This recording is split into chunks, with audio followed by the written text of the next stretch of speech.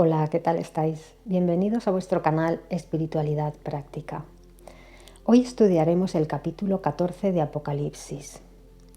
Seguimos en ese paréntesis entre el final del juicio de las trompetas y el inminente juicio de las copas de la ira de Dios.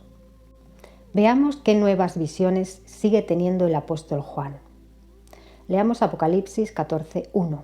Dice: Y vi y miren, el Cordero de pie sobre el monte Sión, y con él 144,000 que tienen escritos en sus frentes el nombre de él y el nombre de su Padre. Juan ve al Cordero, Cristo, junto con los 144,000 que reinarán con él, la novia de Cristo, de pie sobre el monte Sión. ¿Qué es el monte Sión y qué significado tiene en este texto? El monte Sión fue conquistado por el rey David en el año 1004 a.C. y Jerusalén fue su capital. Más tarde, su hijo Salomón construyó en Sión el primer templo en la explanada del monte Moriah. En Sión se encontraba el templo de Salomón. En el lugar santísimo del templo se hallaba el arca de la alianza, sobre la cual la presencia de Yahvé descendía en forma de nube. El templo era la morada de Dios en la tierra. Por eso también se le llama Sión a la morada de Dios en la nueva tierra, a su santa montaña, a su reino, el reino de los cielos. Que Cristo y los 144,000 estén de pie sobre el monte Sión significa que ellos reinarán en la montaña del Padre Celestial, en el reino de los cielos, desde la Nueva Jerusalén. Isaías 51:16 habla de Sión como pueblo de Dios. Dice: Y en tu boca he puesto mis palabras, y con la sombra de mi mano te cubrí, extendiendo los cielos y echando los cimientos de la tierra, y diciendo a Sión: pueblo mío tú eres. Y es que para Dios el concepto de unidad es tan precioso que Él identifica a su pueblo con la Nueva Jerusalén y con el reino de Dios. Sión es su nombre. En Salmo 132 habla de Sión como la morada de Dios. Leamos Salmo 132, 13 y 14. Dice: Porque Yahvé ha escogido a Sión, la ha ansiado como morada para sí. Este es mi lugar de descanso para siempre. Aquí moraré porque la he ansiado. El idioma hebreo es muy poético. Vemos cómo Dios identifica el nombre Sión con su morada, pero también como su reino y como Jerusalén, la capital de su reino, donde está su templo y a donde Él desciende cuando el pueblo tiene su aprobación porque está haciendo lo correcto. Y Sión comprende también a su pueblo, porque Dios mora entre su pueblo. En resumen, Sión es tanto la morada de Dios como el pueblo de Dios. En la nueva tierra, Sión representa el reino de los cielos, la nueva Jerusalén y el pueblo de Israel del nuevo pacto. Estos 144,000 que ve Juan con Cristo de pie sobre el monte Sión, podría ser un número literal, tienen escritos en sus frentes el nombre del Mesías y el nombre de su Padre porque les pertenecen. Son los siervos que dedicaron su vida al ministerio de dar testimonio de la palabra sin importarles siquiera entregar su vida por esta causa, muriendo como mártires la mayoría de ellos. Ellos fueron comprados para Dios de toda tribu, lengua, pueblo y nación, comprados con la sangre del Cordero para que fueran un reino y sacerdotes para nuestro Dios y han de reinar sobre la tierra, como dice el capítulo 5 de Apocalipsis. Leamos Apocalipsis 14, 2 y 3. Dice: Y oí un sonido procedente del cielo, como el sonido de muchas aguas y como el sonido de fuerte trueno. Y el sonido que oí fue como el de cantantes que se acompañan con el arpa, tocando sus arpas. Y están cantando como si fuera una canción nueva delante del trono y delante de las 4 criaturas vivientes y de los ancianos. Y nadie pudo dominar aquella canción, sino los 144.000 que han sido comprados de la tierra. Estos 144.000 que reinarán con Cristo, su esposa, con la que Cristo celebrará las bodas del Cordero, forman ahora un solo cuerpo de reyes y sacerdotes que han de reinar con Cristo. Este conjunto de personas emiten una vibración al unísono tan sutil, tan pura y tan elevada que nadie sino ellos puede dominar esa canción, puede emitir ese sonido. La música que emite es la vibración de sus cuerpos.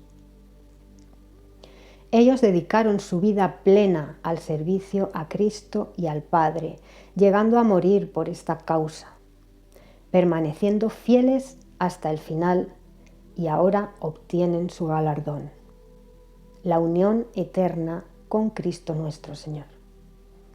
Ellos fueron refinados y purificados con tribulación y mostraron aguante y perseverancia hasta el final, obteniendo así el galardón de reinar con Cristo sobre el monte Sión, sobre el pueblo de Dios, sobre su santa montaña. Leamos Apocalipsis 14, 4 y 5. Dice: estos son los que no se contaminaron con mujeres, de hecho, son vírgenes. Estos son los que van siguiendo al Cordero, no importa a dónde vaya. Estos fueron comprados de entre la humanidad como primicias para Dios y para el Cordero. Y no se halló en su boca falsedad. Están sin tacha. ¿Qué quiere decir que estos siervos de Dios no se contaminaron con mujeres? Evidentemente, esto es un simbolismo. El matrimonio de un hombre y una mujer y las consecuentes relaciones sexuales, fruto del amor mutuo, no contaminan ni al hombre ni a la mujer. Dios creó al hombre y a la mujer y les dijo que se multiplicaran y llenaran la tierra. La contaminación con mujeres de la que habla Juan en este versículo es una contaminación espiritual y se refiere a la idolatría.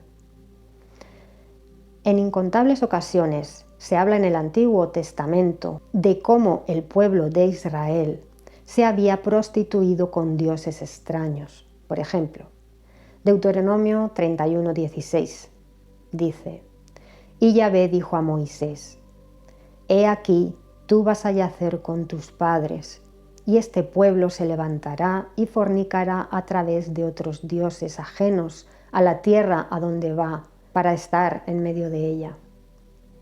Y me dejará e invalidará mi pacto que he concertado con él.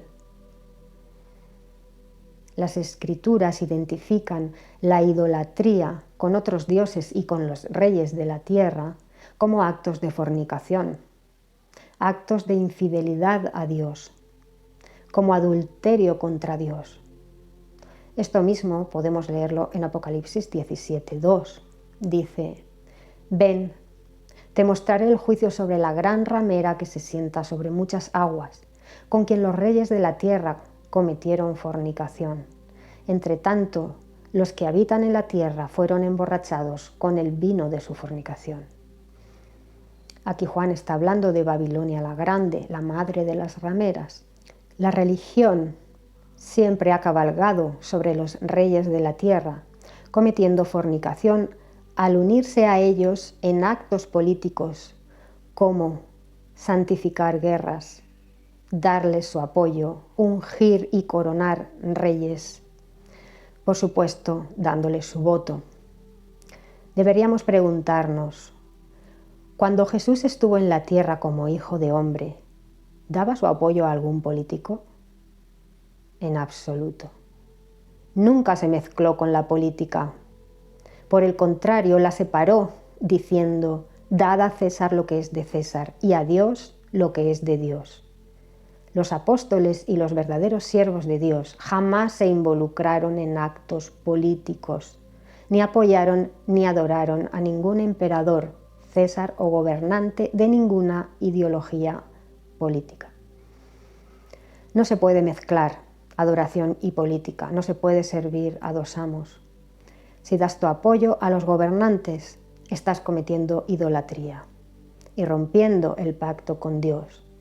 Cristo es el único gobernante legítimo y a Él hemos de apoyar, no a gobernantes humanos.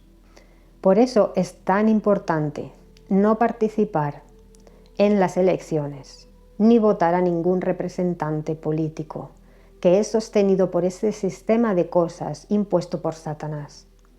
Con nuestro voto estamos apoyando el sistema político de Satanás, el príncipe de este mundo.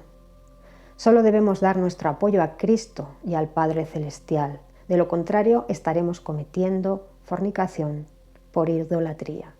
Estaremos cometiendo adulterio con los gobernantes de la tierra. Leamos Apocalipsis 14, 6 y 7. Dice: y vi a otro ángel que volaba en medio del cielo y tenía buenas nuevas eternas que declarar como noticias gozosas a los que moran en la tierra, y a toda nación y tribu y lengua y pueblo, y decía con voz fuerte: teman a Dios y denle gloria, porque ha llegado la hora del juicio por él. De modo que adoren al que hizo el cielo y la tierra y el mar y las fuentes de las aguas. Una de las señales que habrían de preceder al fin de este sistema mundial era que el Evangelio significa buenas noticias, sería predicado en todo el mundo, como testimonio a todas las naciones, como dice Mateo 24, 14. Aquí tenemos el cumplimiento de esta profecía. El ángel llega con el mensaje del Evangelio a todas las naciones, razas, tribus, lenguas y pueblos, y lo hace a través de las congregaciones y de las personas que se sirven de los medios a su alcance para proclamar la llegada del reino de Dios. Internet, YouTube, no es tan malo. Se puede utilizar también para proclamar la llegada del reino de los cielos. Como vimos en Apocalipsis 1:20, Juan tuvo una visión en la cual Cristo tenía 7 estrellas en la mano derecha, las cuales son los ángeles de las 7 congregaciones. Y los mensajes que Cristo envía a través del apóstol Juan a las 7 congregaciones, Éfeso, Esmirna, Pérgamo, Tiatira, Sardis, Filadelfia y Laodicea, fueron dirigidos a los ángeles de esas congregaciones y las dirigen a través de los ángeles y de sus siervos aquí en la tierra, para que se proclame el mensaje que trae este ángel del capítulo 14.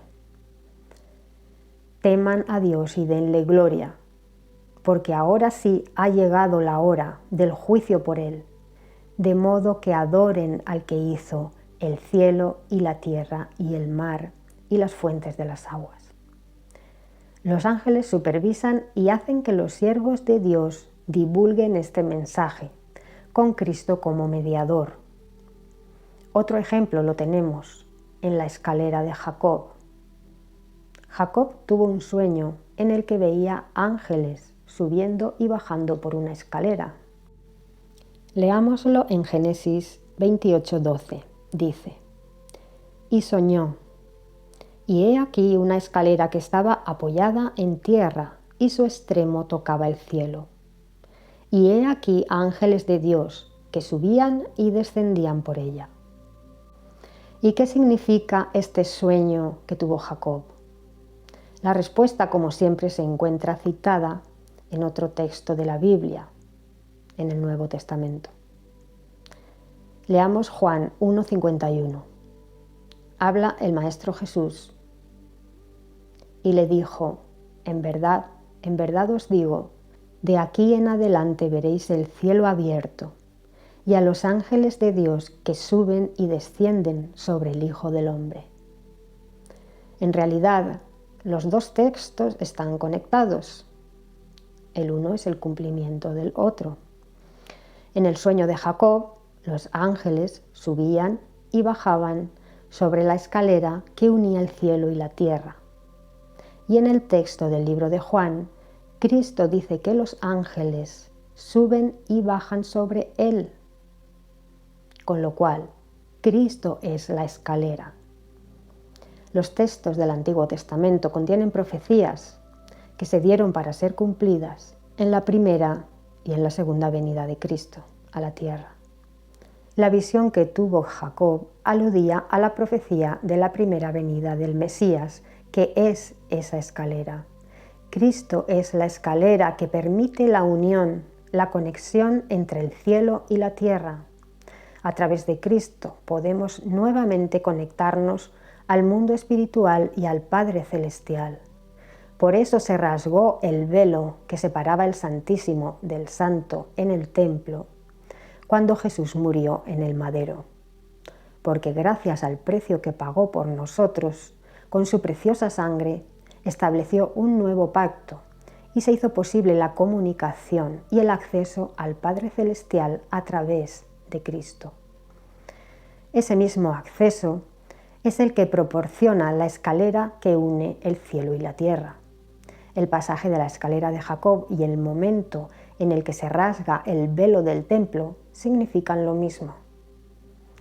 El acceso nuevamente al Padre Celestial y al mundo espiritual a través de Jesucristo. Jacob representa al pueblo de Dios, al pueblo de Israel, de cuya descendencia proviene el Mesías, el que ha sido el puente de unión, la escalera que nos ha devuelto al Padre Celestial. Adán y Eva, con su libre albedrío, eligieron vivir separados del Padre Eterno. Más adelante, a través de hombres sinceros en adoración, como Abraham, Isaac y Jacob, el Padre intentó que el pueblo de Israel fuese su pueblo y Yahvé su Dios, pero no fue posible por la continua desobediencia del pueblo de Israel a los mandamientos divinos.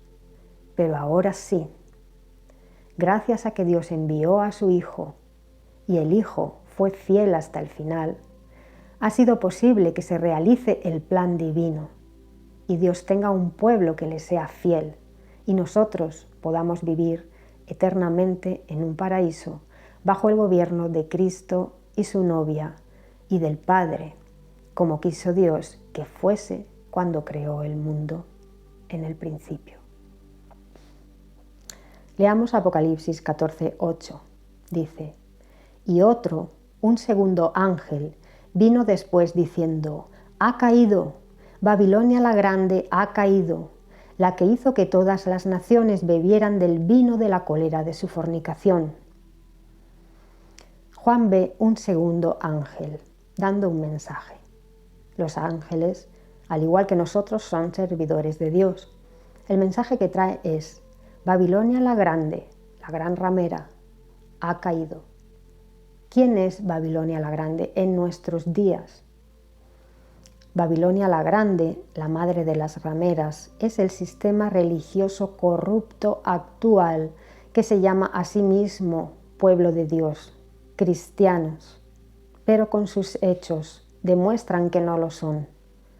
Al igual que en la antigüedad, Isaías, Jeremías y Ezequiel llamaron ramera infiel a Jerusalén por su desobediencia a su Dios, sus actos de injusticia y su idolatría. En la actualidad, tanto católicos como evangélicos que se proclaman cristianos apoyan y coronan a los reyes de la tierra y votan a sus gobernantes, cometiendo fornicación con ellos en su idolatría.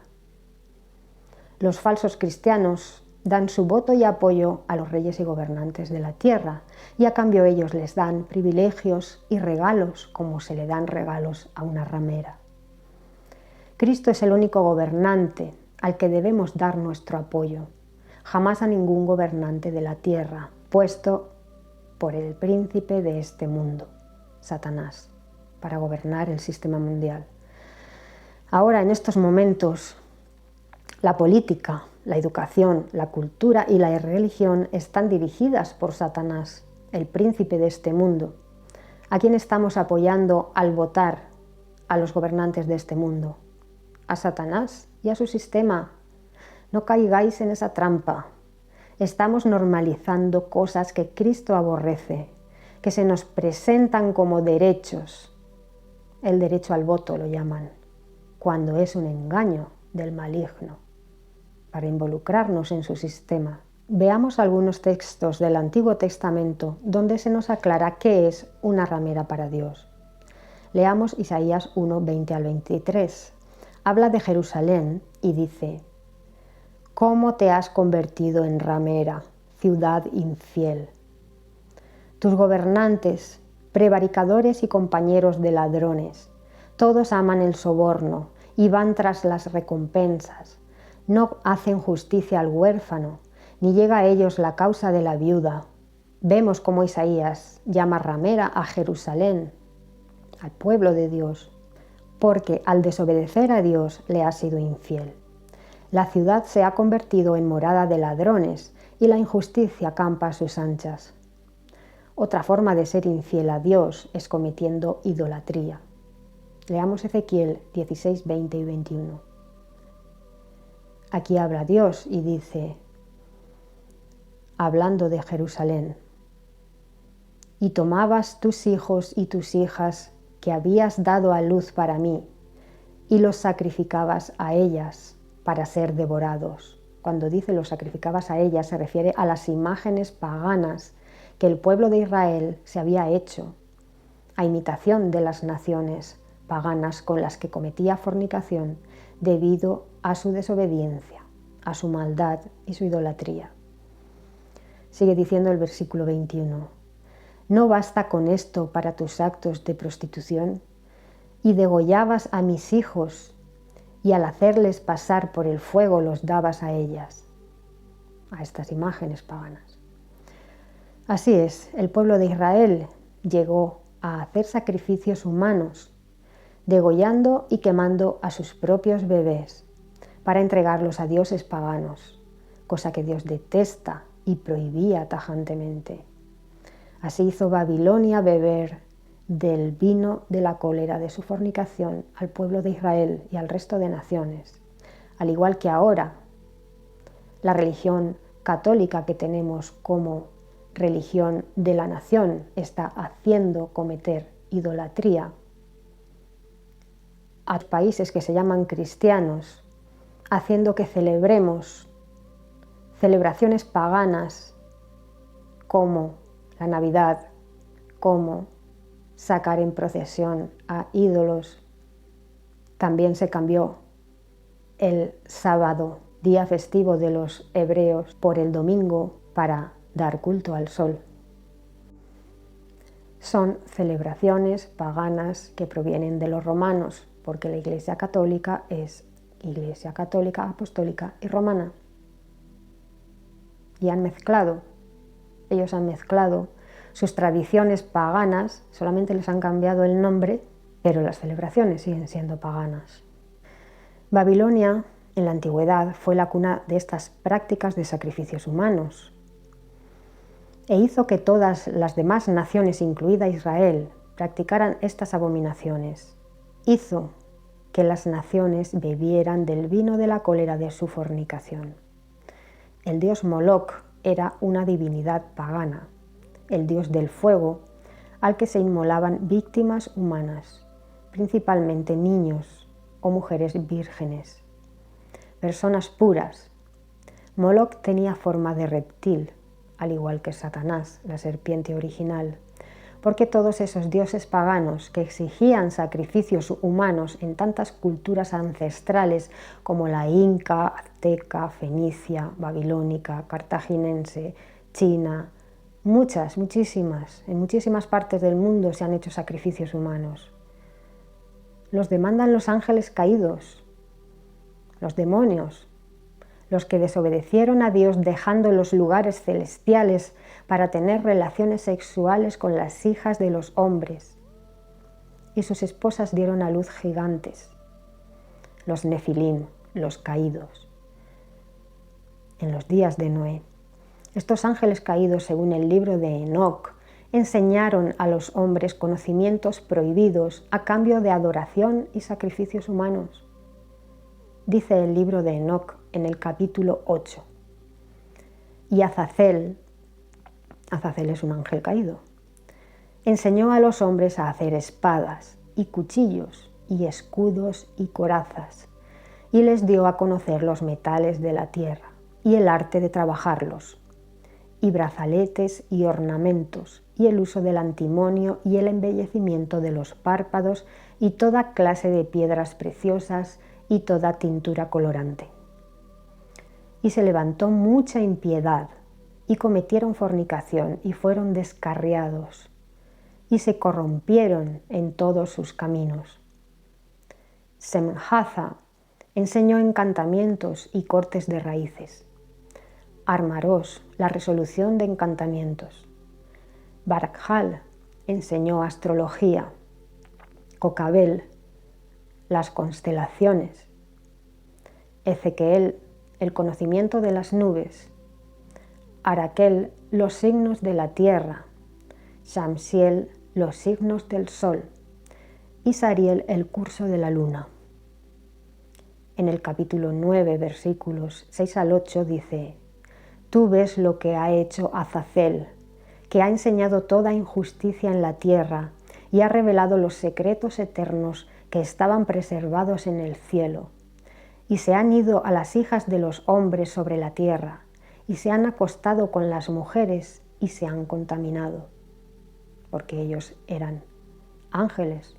Ellos sí se contaminaron al tener relaciones con las mujeres porque ellos eran ángeles y las mujeres eran humanas, eran, digamos, una creación un poco inferior a los ángeles.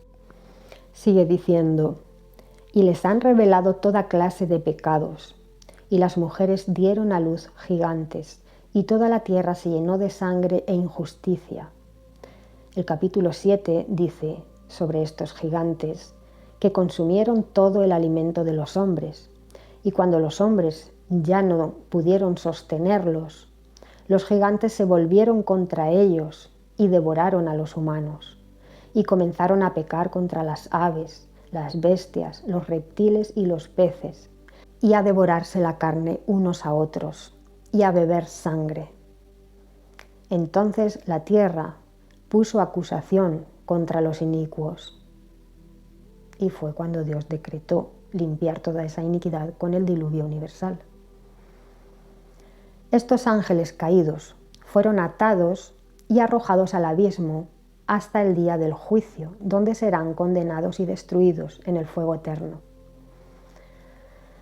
Leamos Apocalipsis 14, 9 al 11. Dice: Y otro ángel, un tercero, les siguió y decía con voz fuerte: Si alguno adora a la bestia salvaje y a su imagen y recibe la marca en su frente o sobre su mano, también beberá del vino de la cólera de Dios, que ha sido vertido sin diluir en la copa de su ira, y será atormentado con fuego y azufre a vista de los santos ángeles y a vista del Cordero. Y el humo del tormento de ellos asciende para siempre jamás. Día y noche no tienen descanso, los que adoran a la bestia salvaje y a su imagen, y cualquiera que recibe la marca de su nombre. En este versículo, un tercer ángel advierte a los hombres de que todo el que se deje poner la marca de la bestia no será salvo. No hay medias tintas. Si te dejas poner la marca de la bestia, Satanás estará poniendo sobre ti su sello de pertenencia. Le pertenecerás a él. Es tu elección, según tu libre albedrío. Hay que ser valiente y perder el miedo a la muerte y a la falta de comodidades. Solo son 3 años y medio de aguante, 3 años y medio. En ese tiempo nosotros decidimos nuestro destino, la vida en una nueva tierra donde reinará la paz, la justicia y el amor junto al Maestro Jesús. O podemos elegir la ira de Dios y la destrucción eterna. Esto es lo que tenemos que pensar cuáles serán las consecuencias de ponernos esa marca. Las comodidades que podamos obtener al ponérnosla tan solo es poder comprar y vender, pero las consecuencias finales son la muerte y el fuego eterno. En eso tenemos que enfocarnos, en las consecuencias de nuestros actos. Leamos Apocalipsis 14, 12 y 13. Dice: aquí está lo que significa el aguante de los santos, los que observan los mandamientos de Dios y la fe de Jesús. Y oí una voz procedente del cielo decir: escribe, felices son los muertos que mueren en unión con el Señor desde este tiempo en adelante. Sí, dice el Espíritu, que descansen de sus labores, porque las cosas que hicieron van junto con ellos. El texto dice: aquí está lo que significa el aguante de los santos, los que observan los mandamientos de Dios y la fe de Jesús. La palabra santo significa apartado, apartado del mundo, de este sistema mundial corrupto, injusto y materialista, egoísta, blasfemo, incrédulo, lujurioso, mentiroso y violento. La Iglesia Católica ha desvirtuado el término santo y nos ha enseñado que un santo es una persona canonizada por el Papa a la cual se le tienen que atribuir al menos 2 milagros, y nos enseñan a venerarlo y a pedirle en oración. ¿Qué enseñó Jesús? Que solo hay que pedir en oración al Padre en el nombre de Jesús y a través de Él. Él es el único mediador entre Dios y los hombres. Él es la escalera entre el cielo y la tierra. Una persona santa es un siervo de Dios, apartado del mundo.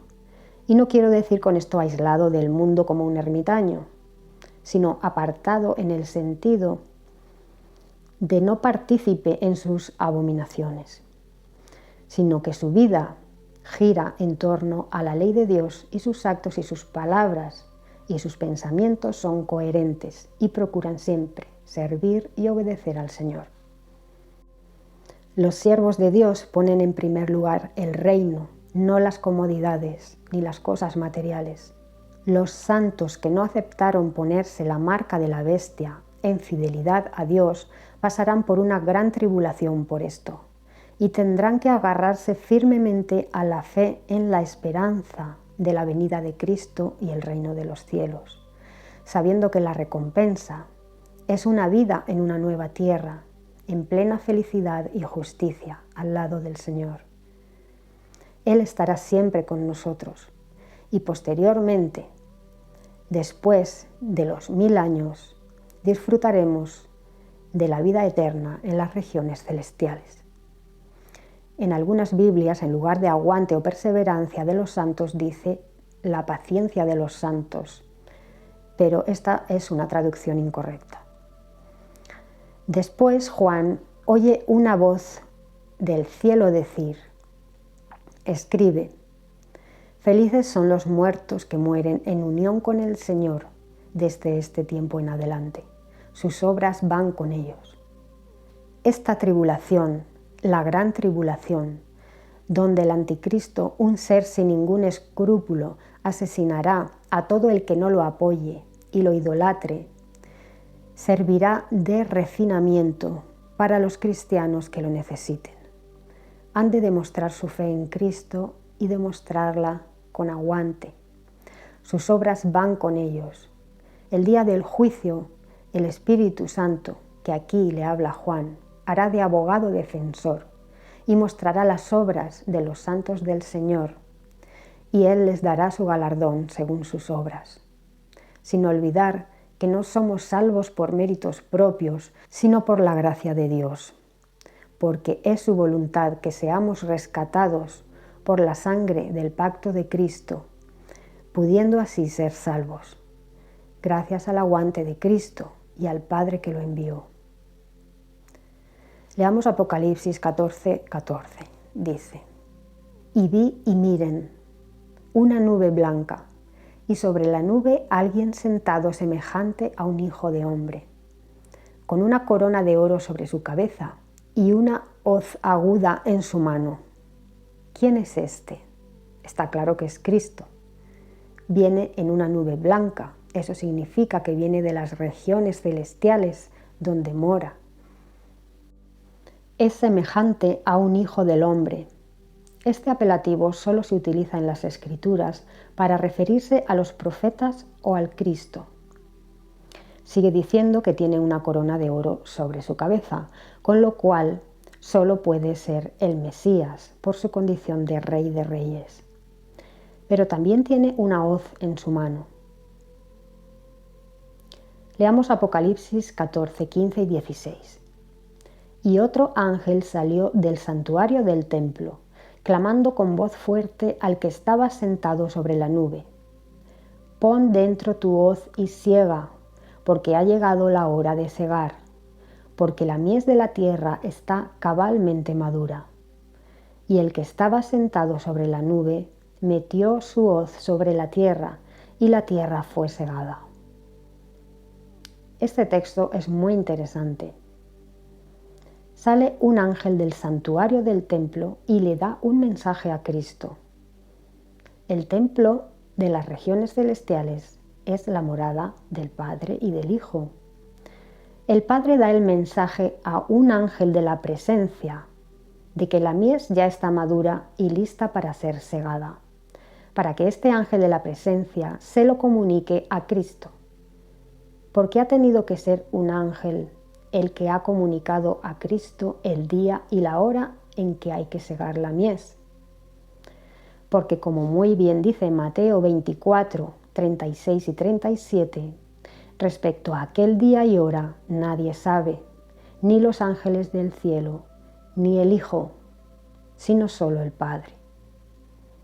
Porque así como era en los días de Noé, así será la presencia del Hijo del Hombre. El Hijo no sabe el día ni la hora, por eso es el ángel que acaba de recibir el mensaje de parte del Padre el que le comunica a Cristo el día y la hora.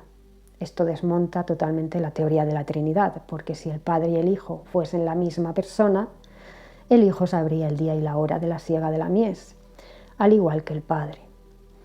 Otra cuestión: los encargados de la siega de la uva o del trigo y la quema de la mala hierba, ¿no eran los ángeles? ¿Qué clase de siega es la que ejecuta el propio Cristo en persona? La parábola del trigo y la cizaña explicada por Cristo dice que los segadores son los ángeles, en Mateo 13:39, en la conclusión de este sistema de cosas. Pero hay otra siega anterior a esta. Esta siega la hace el Cristo. Él mismo recoge su cosecha.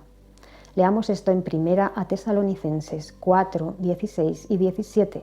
Dice: porque el Señor mismo descenderá del cielo con una llamada imperativa, con voz de arcángel y trompeta de Dios, y los que están muertos en unión con Cristo se levantarán primero. Después, nosotros, los vivientes que sobrevivamos, seremos arrebatados juntamente con ellos, en las nubes, al encuentro del Señor en el aire, y así siempre estaremos con el Señor. Como hemos leído, Cristo descenderá del cielo en una nube, como hemos visto en Apocalipsis 14:15, y Él mismo, con una llamada imperativa, dará la orden de que primero resuciten en cuerpos espirituales, que asciendan a planos muy superiores a los que se pudieran encontrar en ese momento los siervos de Dios de gente de todas las naciones que fueron muertos y están designados para reinar con Cristo. Estos resucitarán primero, los que reinarán con Él. Todavía no estamos hablando de la segunda venida, donde vendrá a juzgar y a separar a las ovejas y las cabras, recoger el trigo y quemar la cizaña. No estamos hablando todavía de esto, sino de su presencia desde las nubes. Él en este pasaje todavía no ha bajado a la tierra. No viene con ejércitos a la batalla de Armagedón. Todavía viene a recoger su cosecha, las primicias de su cosecha. los que completan el número de los 144.000 y los que le han servido hasta ese momento y no han recibido la marca de la bestia. Esto sucederá después de los 3 años y medio de gran tribulación, donde morirán muchos cristianos, y Cristo se llevará con él en un acto de arrebatamiento a los cristianos que queden vivos al final del juicio de las trompetas, al toque de la final trompeta, la séptima, que da paso a la ira de Dios y al derramamiento de los tazones, al derramamiento de los juicios de las copas con una destrucción total de este sistema impío. Para entonces los siervos de Dios ya no estarán en la tierra.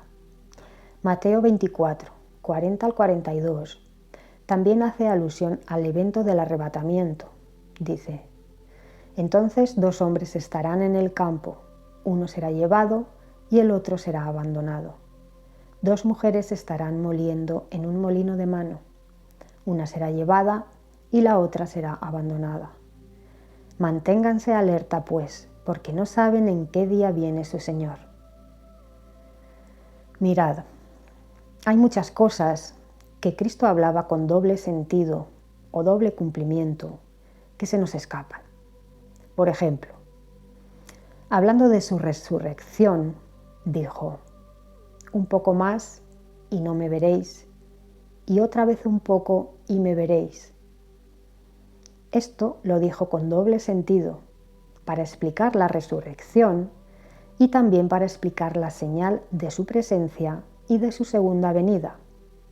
Durante el arrebatamiento no lo veremos, y un poco más y lo veremos, o lo verán los que queden en la tierra en su segunda venida. Ahí sí que será visible y bajará a la tierra, porque en el arrebatamiento se queda en las nubes, no baja a la tierra.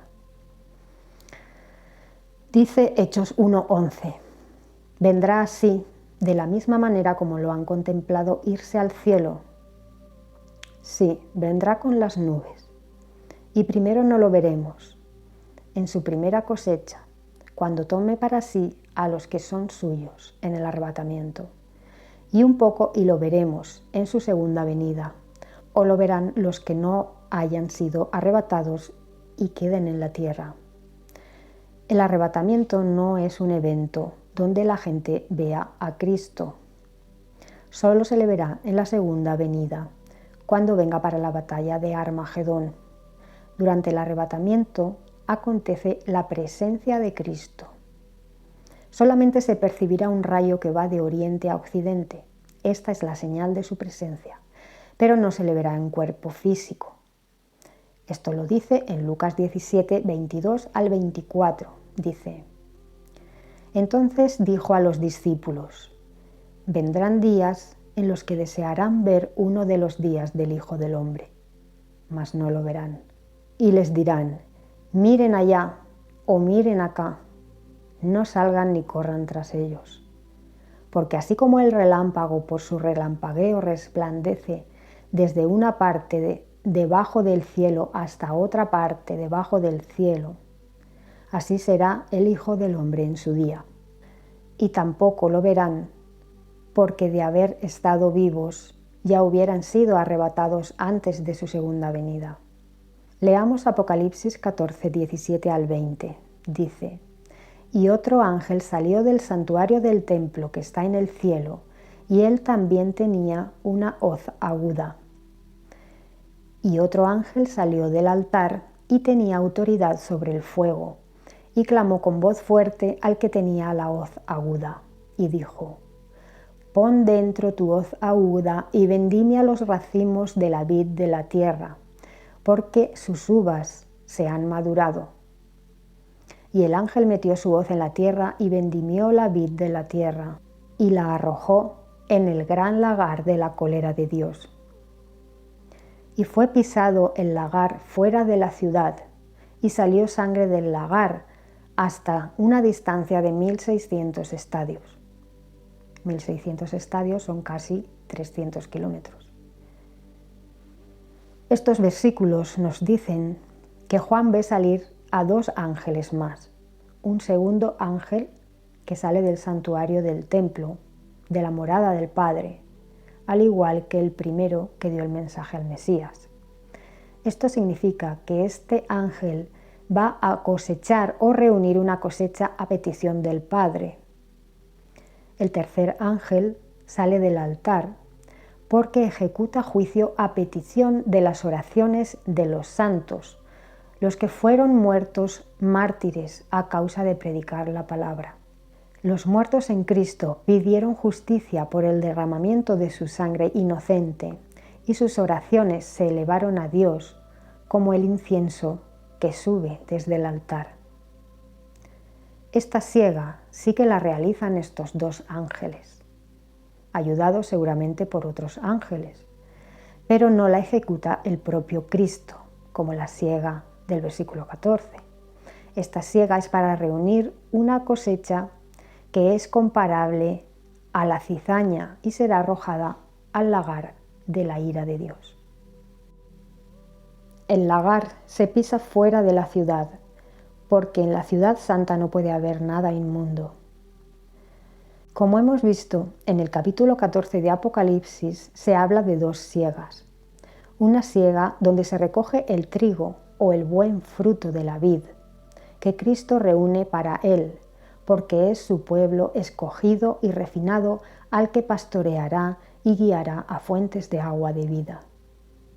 Y otra siega donde el fruto que se recoge es inservible y se recoge para quemarlo con fuego. Por eso el tercer ángel tenía autoridad sobre el fuego, porque la destrucción en la segunda venida de Cristo será por fuego.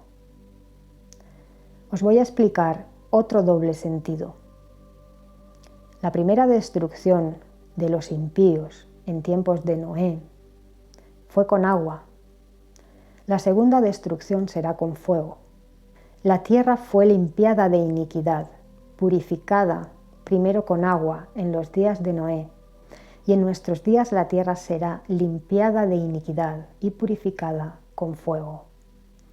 De la misma manera existen dos bautismos purificadores, donde la persona ha de nacer de nuevo en espíritu.